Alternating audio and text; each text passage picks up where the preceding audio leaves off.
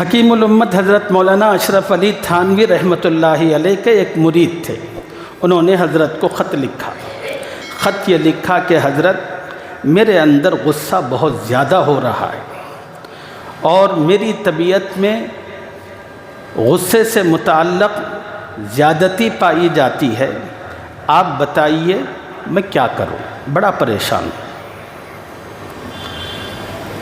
حضرت نے اس مرید کو جواب بھیجا۔ جواب یہ تھا کہ وہ مرید لکھنؤ میں رہتے تھے۔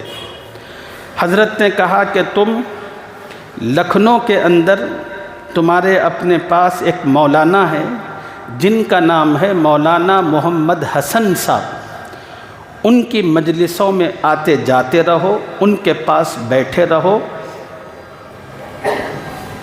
تمہارا علاج ہو جائے گا۔ اب مرید کو جب اپنے شیخ کا خط آیا تو مرید شیخ کے حکم کے مطابق مرید مولانا حسن صاحب رحمۃ اللہ علیہ کی مجلس میں آنے جانے لگے۔ ہفتے میں ایک مرتبہ جب بھی مجلس ہوتی تھی جاتے تھے، آتے تھے۔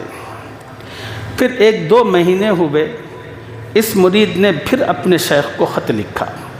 خط میں یہ لکھا کہ حضرت الحمدللہ میری طبیعت کے اندر غصے کی جو تیزی اور کیفیت تھی وہ الحمدللہ مکمل ختم ہو چکی ہے۔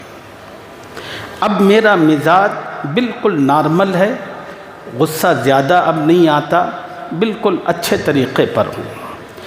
پھر اس مرید نے اس خط میں دوسری بات اپنے شیخ سے لکھی، حضرت بڑی عجیب بات ہے، آپ نے حکم دیا میں جا کر مولانا حسن صاحب رحمۃ اللہ علیہ کی مجلس میں بیٹھتا رہا، کبھی میں نے ان سے نہیں کہا کہ مجھے شیخ نے کہا کہ آپ کی مجلس میں آؤں، کبھی میں نے ان سے یہ نہیں کہا کہ میرے طبیعت کے اندر غصے کی زیادتی ہے، اور کبھی انہوں نے اس پوری مجلس 1-2 مہینے کے عرصے میں غصے سے متعلق کوئی بات بھی نہیں کی۔